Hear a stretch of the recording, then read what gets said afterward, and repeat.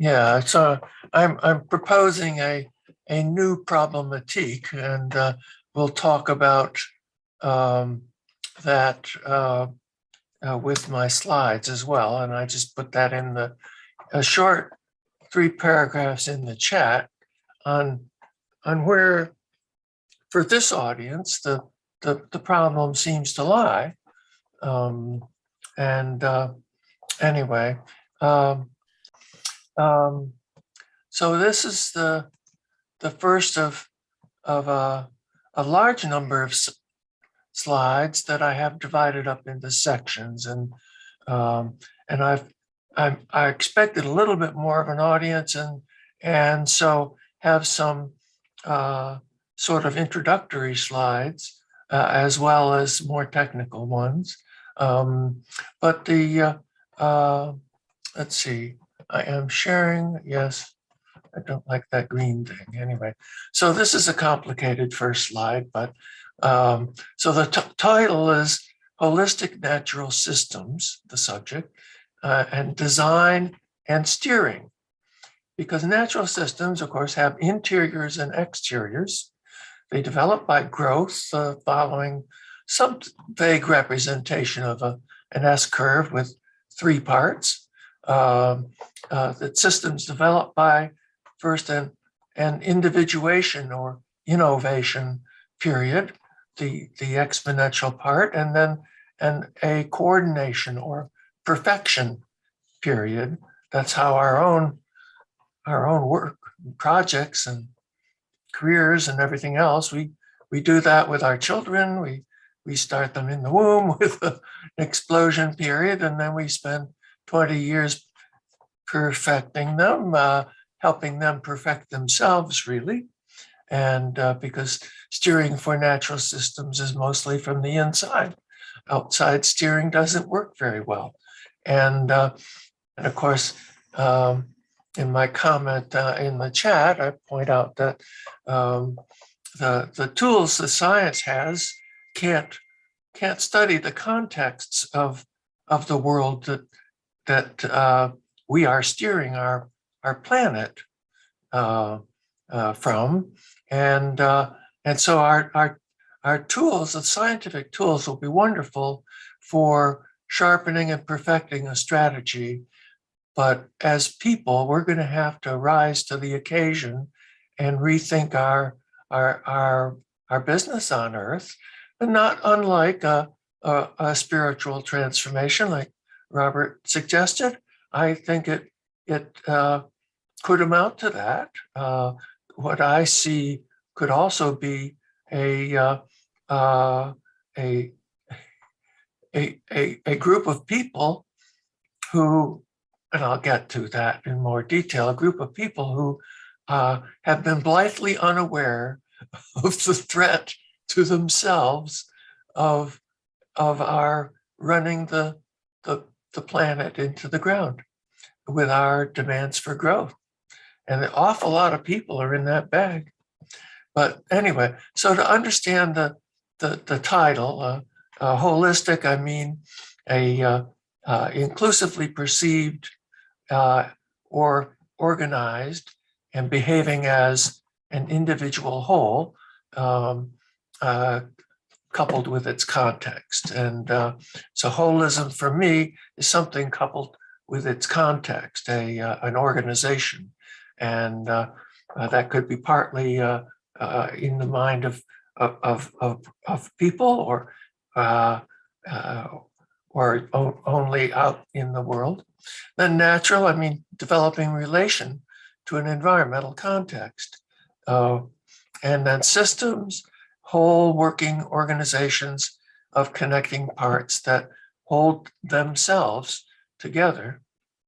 And oh yes, I have a second session in 9 hours from now, approximately 9.5 hours, on noticing systems. It's how you perceive what's happening in your context, which is what I'm recommending as the cure.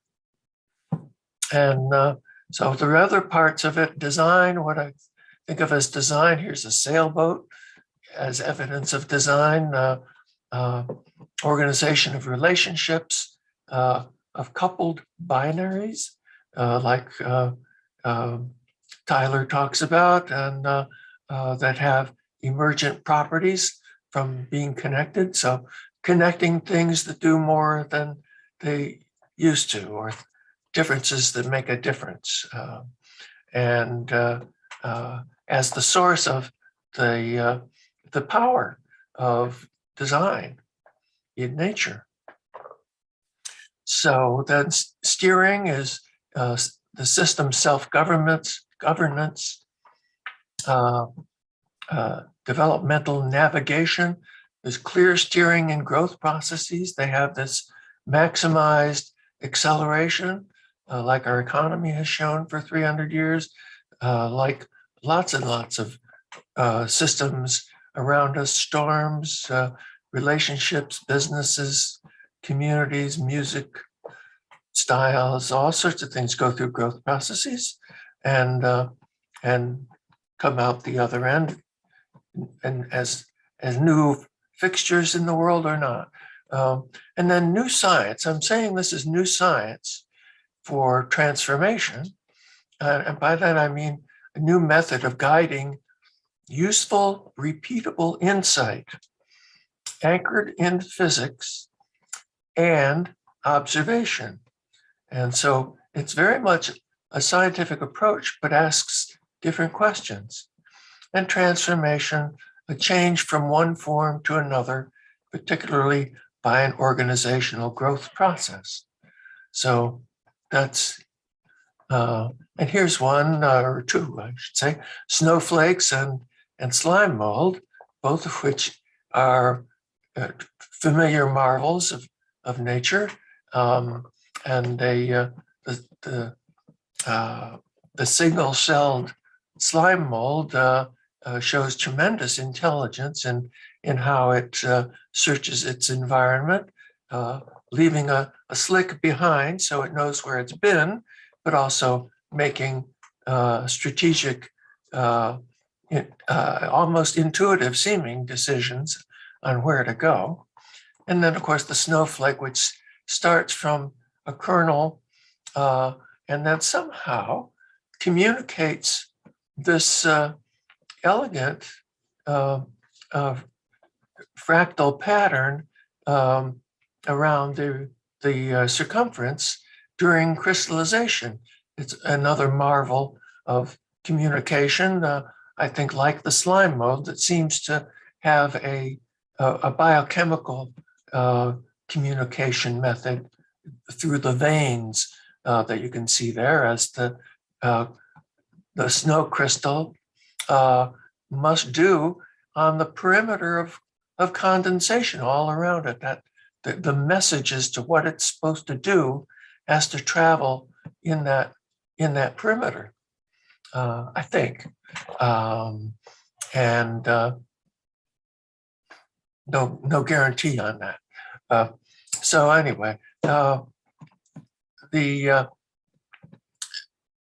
whole systems start as centers without connection, a seed or a cell in a medium, and then makes connections.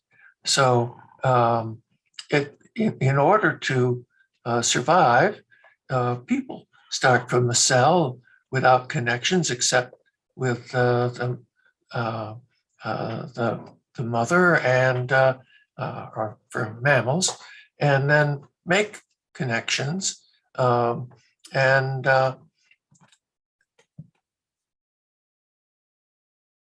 we need to think about the difference in the perspectives of the inside world and the outside world, that those are different situations, that when you look at the context of something that you're studying, say a world economic system or an organization like ours, you think of the inside and outside views as different.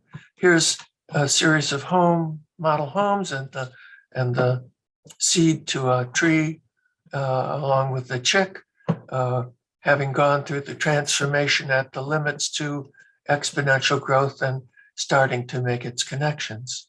Um, and uh, and then growth is also homemaking.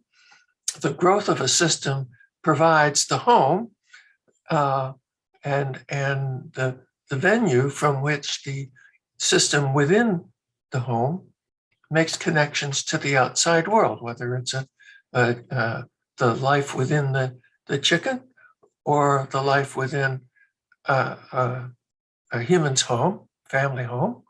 And it goes through a series of stages that also follow the S curve of innovation and development and maturation and perfection in order to have a long, secure life, or give the family a long, secure life of engagement with the world around it.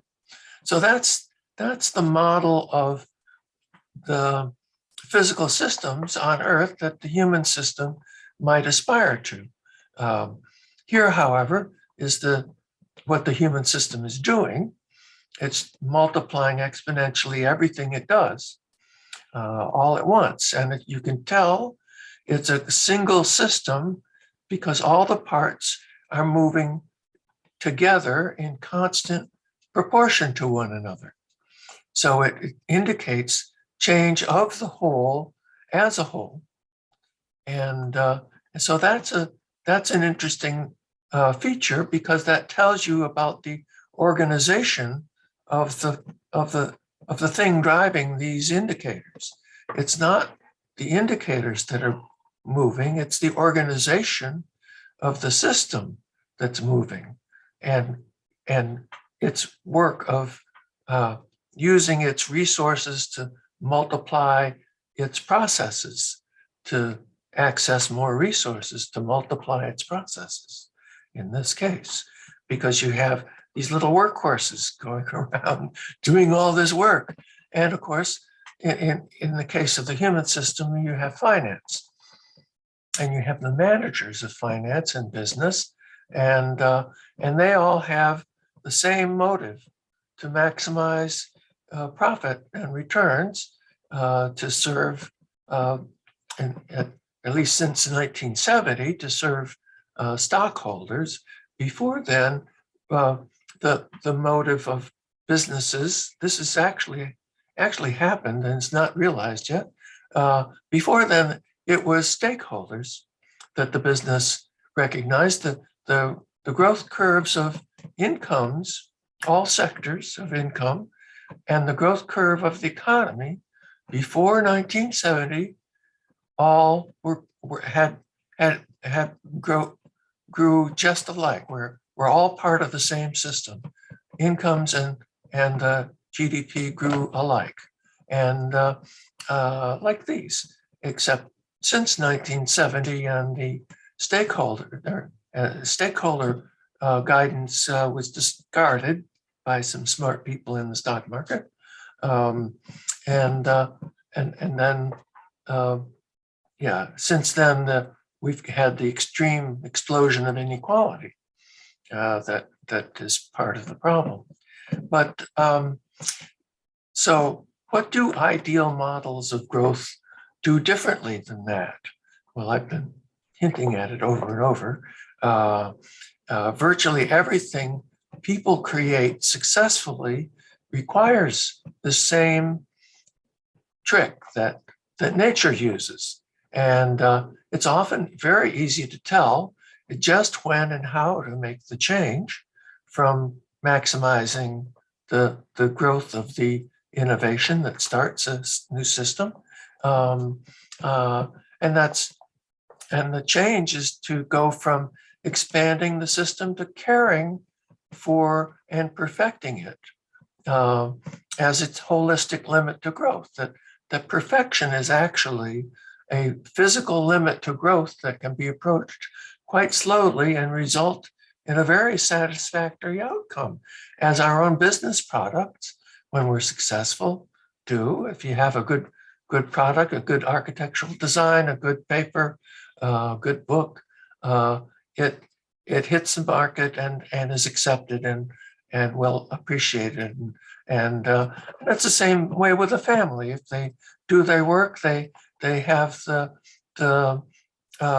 they fall in love and enjoy a whirlwind period of romantic engagement, and then see it's worth keeping, and they make the change to then caring for the system that was just built by this innovation of love and affection, and uh, making a good life for themselves that will serve themselves and their children, and take them to a good start themselves. So it's that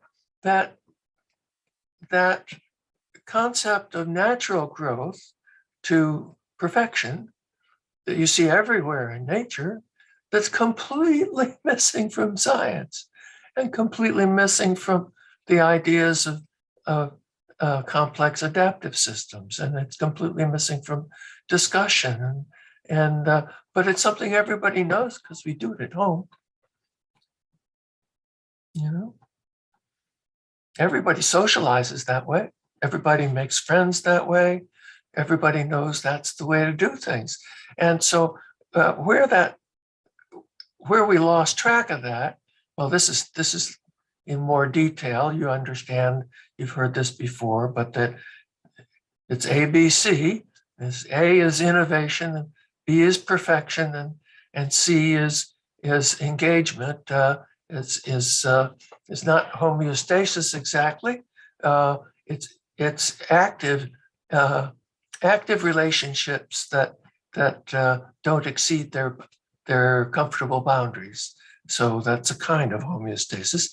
It also has change points, a, little b, and little c, which are the germination of the idea or of the cell.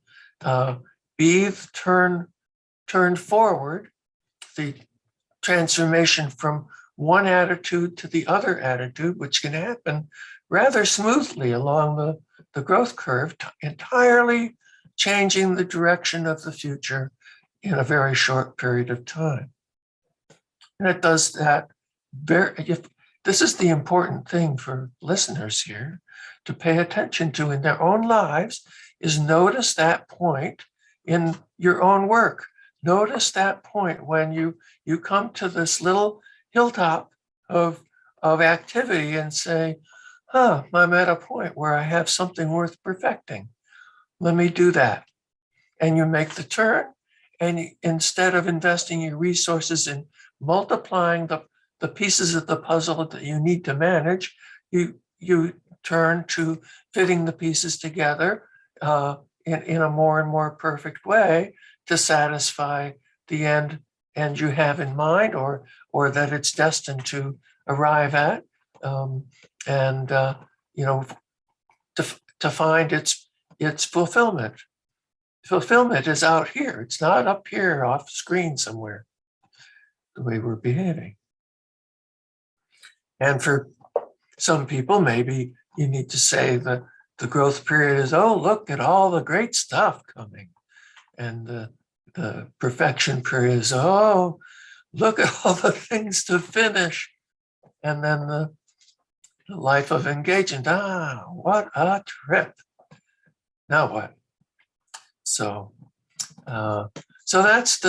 that's my presentation, except for the special topics, the forces of world change, and how we might possibly guide them.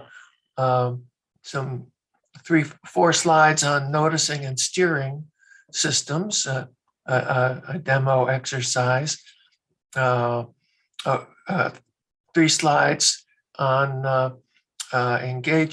of exploration, exploring contests, and then I have 8 slides on system governance, what holds systems together. But for the sake of the main subject today, I'll start with number 1 and see where we go. And so, Janos, what do you want to ask? Janos, you're Let me see. I can't unfreeze you from this position. You're you're muted, Janos.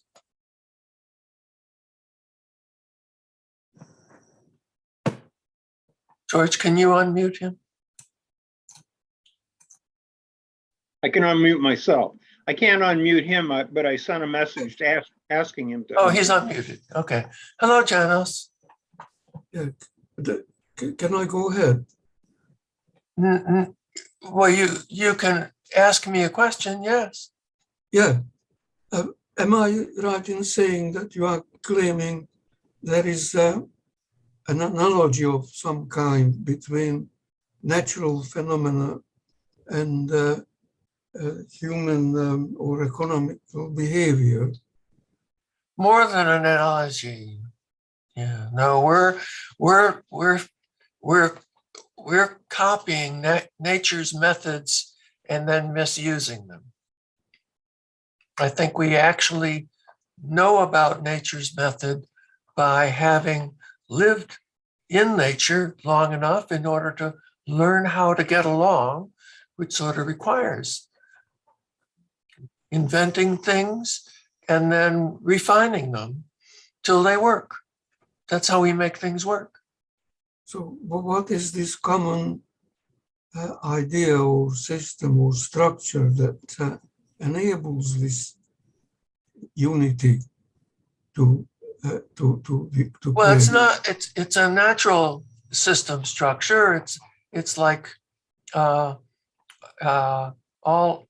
natural systems appear to develop by the process of growth. They even when you design things, the growth is as with the house that I pointed to up here. The development of a house has material flows and assemblies of parts that follow a growth process of bigger and bigger pieces and then smaller and smaller pieces until it's perfected and finished. Now, nature begins, accelerates, and then decelerates the construction of all kinds of things. You know, every flower, every blink of an eye has these explosive period followed by a settling period. And so we invent things using the patterns of nature that we learn to use. Does that help? Hello. I don't want to say any more. I don't want to. Right. It's too different.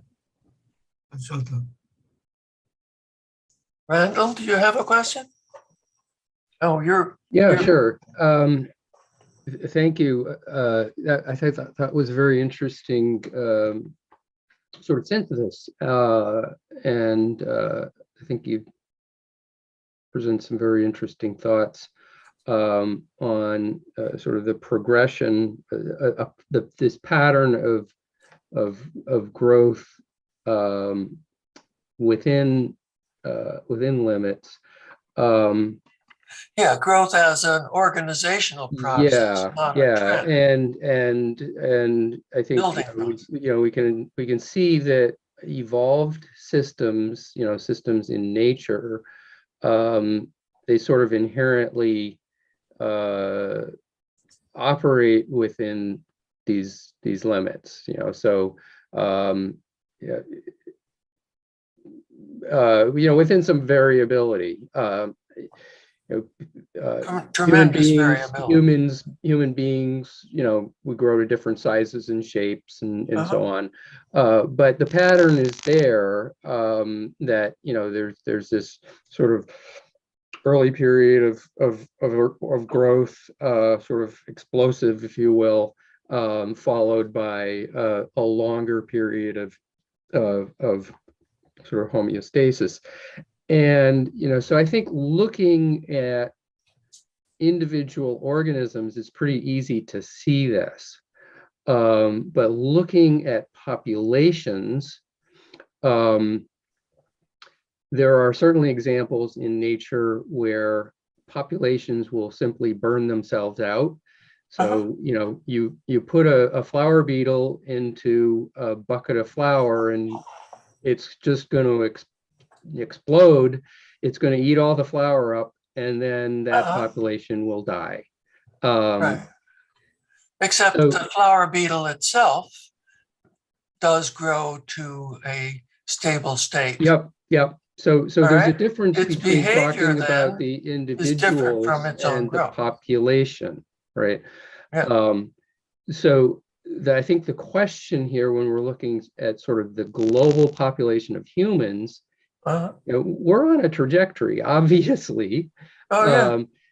It remains to be seen, like, what that curve looks like. It could very well peak and, you know, and have precipitous drop off, or it could level off the way you see.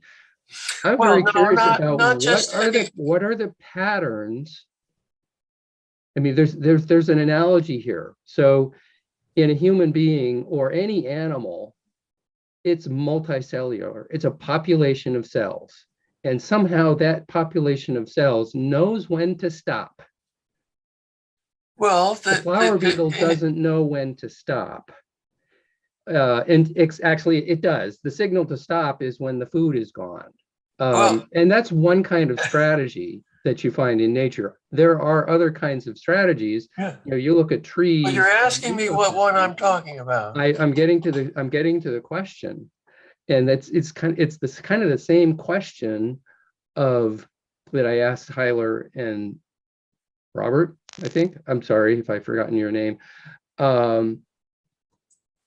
Is there any evidence that this system, this population system of humans, is learning and evolving in that way? No, it's opposite entirely. Right. You're familiar with the problem, I guess. Well, yeah. Yeah, But okay, let so me suggest I'm that talking have about been in the past something that would change that. subcultures that do sort of, you know, try this utopian thing, and some actually succeed to a degree. Say, for instance, the Amish, or what is it, the Tucopian Island If you just let nation. me talk about it, Sure. ask the question and let me talk. Are there any examples where Well, the ones we know that of pattern is are followed in a population? the ones we know of are mostly small communities that grow, stabilize. They're in various circumstances. It's not usually because they're going to die. It's because they are happy being themselves. Then there are major civilizations in the past, and the too many to study, and then major civilizations in the past of our kind, a long series of them, in fact, that kind of replicate the pattern of the stock market. Each civilization, starting from many of those in the early Middle East, and then the Greek and Roman and us and various others. Joe Tater wrote a good book on the collapse of complex civilizations, complex societies. He found that the ones that collapse keep solving problems in more and more complicated ways until their system breaks down and they can't live in simple ways. And so that's a particular MO. And some of the other civilizations that didn't develop that way are Egypt and ancient China, the Proto-Greek culture, the Bronze Age. I call it the Hestian culture. It doesn't really have a name because it didn't leave a verbal record. All it left was the beginnings of Greek art and architecture, democracy, and language. You know, it was the Proto-Greek culture, the 2,000-year Bronze Age culture that developed an extraordinarily scientific home and centered their lives around it, that it was a home culture.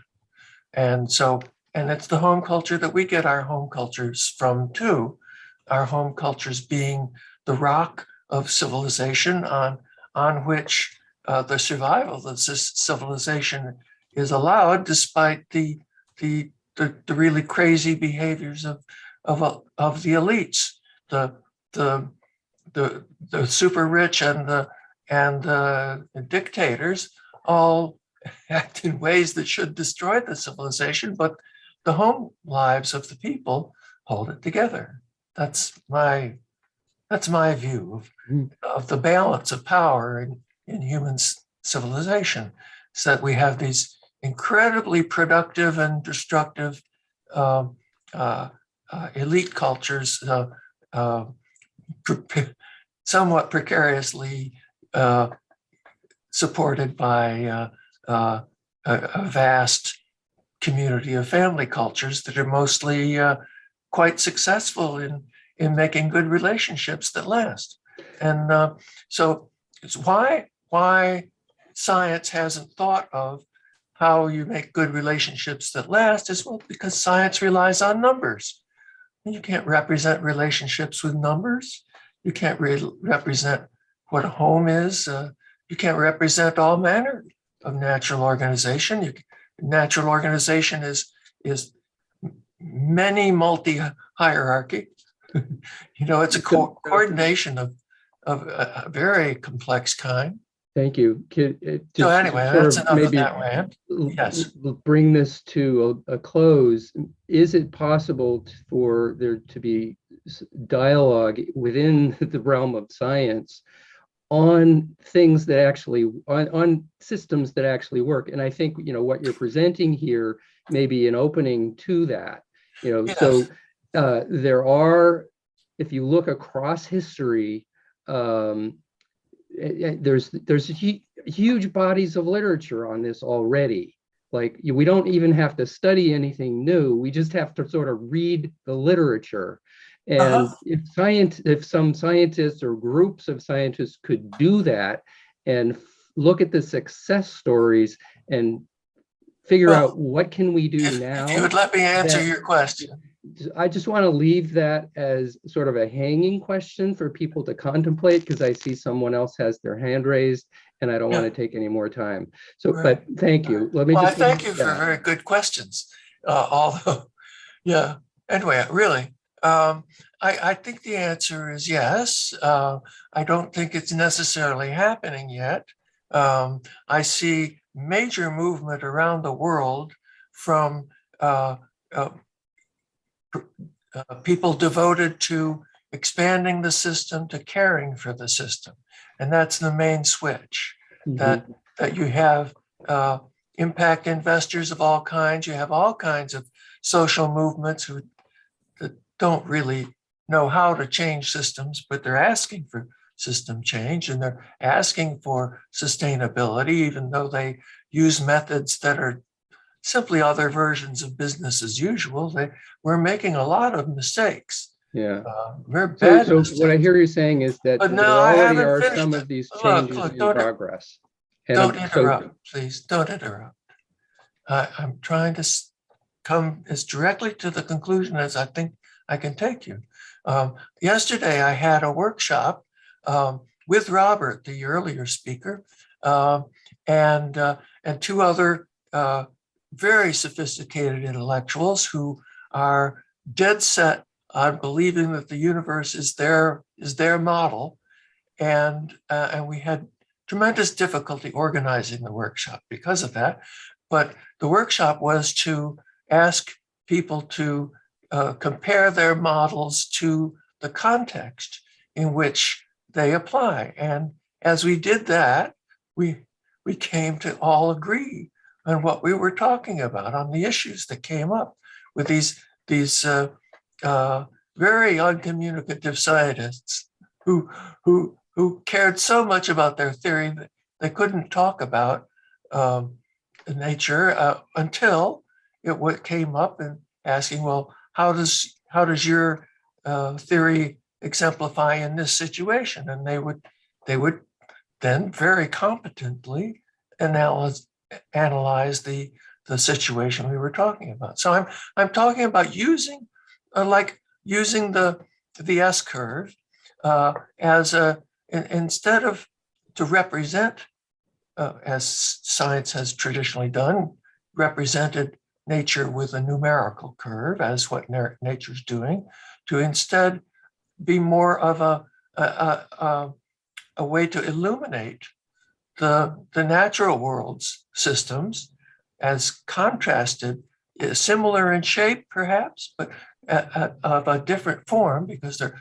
natural systems are organizational, and look at the curves of that you see in the economy and ask what's happening, and there are various. It helps to have bumps on the curve, and then you can find specific events associated with them.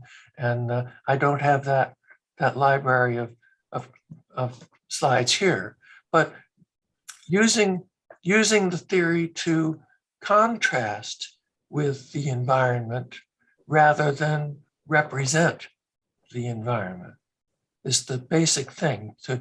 By contrast, it lets you see what's happening in the context. So if you say you have a personal relationship and it's going wonderfully, and then there's a tiny little bump, and you know that's a sign of something to pay attention to, because you might have missed some cues on previous steps. That kind of thing, where things are going along following the curve, and then not is a sign to look and see what's happening. But anyway, we do that in the kitchen when we're making dinner. We do that in the shop when we're making a chair or a bookshelf. We do that with the car, getting it tuned up. You know, we do it with everything. We're copying nature's method of coordinating the innovation and then perfection of designs. And we do it in architecture, which is where I first got my close-up look at it in Architecture Studio. How every studio leads to a tremendous climax of effort at the end, but starts very casually toying with an idea or two and then developing that, and then saying, well, let me see, I'll take these pieces and I'll develop them. And then you get far enough and you say, okay, this is it. And then you switch to perfecting the design instead of inventing more stuff. So we do it all the time. But Excuse me, it's yes, you got Gary. about 15 more minutes. Okay, let's go some more slides. Anyway, this is this thing again. And here's the home with its boundaries, indicating a secure domain design that developed by a growth process and is maintained as a stable process. And down here you have an example of the port of who knows where. It's one of those ports stacked with containers of the remote controlled world by World Finance, programmed to double repeatedly forever. And they haven't found out anything wrong with that plan yet. So that's the irony, that we have these two different worlds, one way, way, way over its limit, and one staying comfortably within its limit. And it's the same people. It's just in one circumstance, we have no clue. In the other circumstance, we have every clue. And so I think that that speaks of a special cause. And I don't in 15 minutes have time to argue it. You can find it on my my website, and which I have around in various places at the beginning and end, which I pick out that it's the rules we follow that we abstract from nature. We find rules of power because that's what we like, and then we disconnect them from their environments, and we follow rules without their connections to their environments, and so taking the science and the scientists are seemingly unaware of how the rules of power they use are used, or they make are used.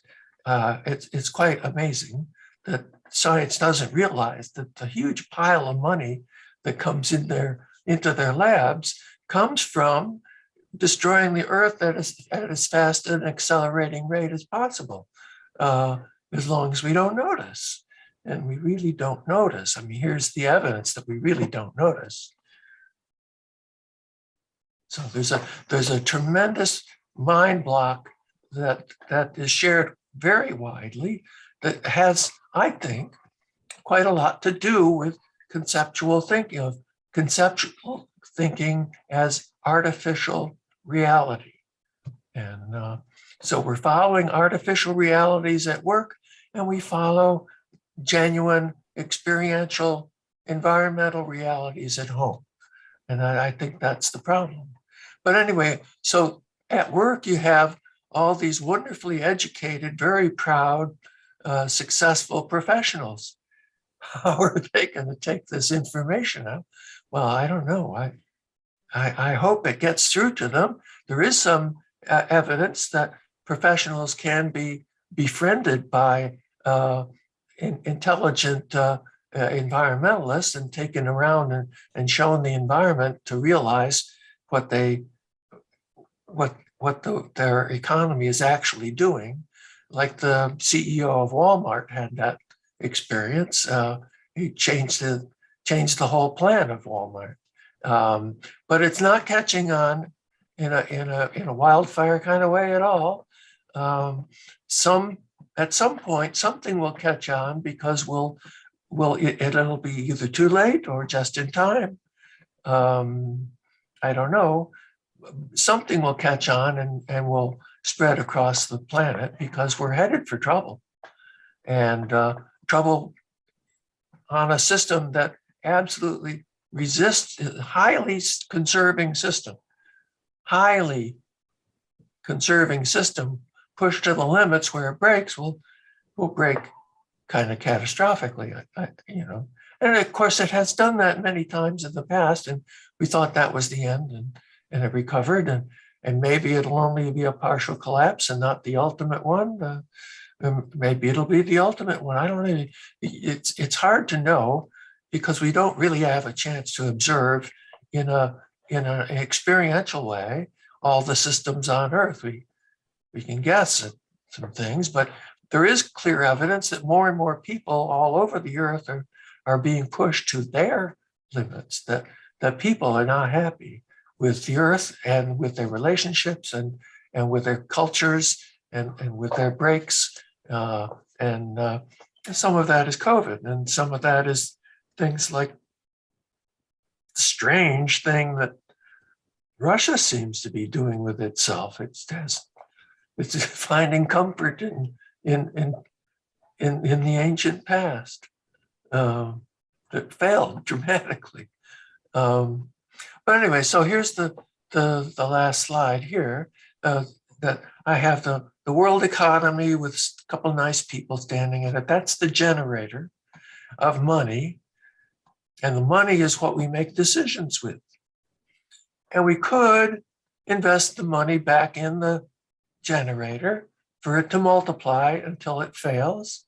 Or we could invest the money in taking care of the generator and people, sort of loosely symbolized here. So a switch from exploiting the earth and humanity to caring for the earth and humanity. using the same resource, the same people and talents. We need people with those talents of directing money to where it counts. And, it is a night and day difference from what they think they should be doing. But people can change minds. And especially if someone close to them looks at them in a funny way and says, haven't you changed your mind yet?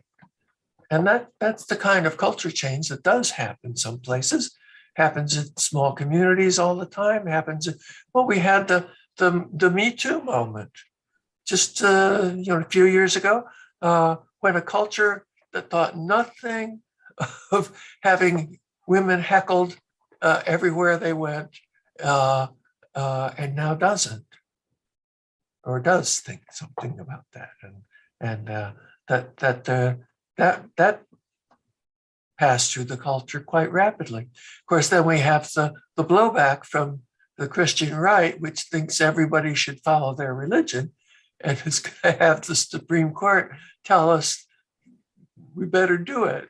And of course, that will have other repercussions. But I think they saw the world changing in a way that was horrifying to them. They saw the 70s. That's where the curves of their growth start. It's in the 70s, where they had this exponential growth of terror at how the liberal world was changing. It was totally unlike how they wanted to live. And so it's an eventful process, culture change.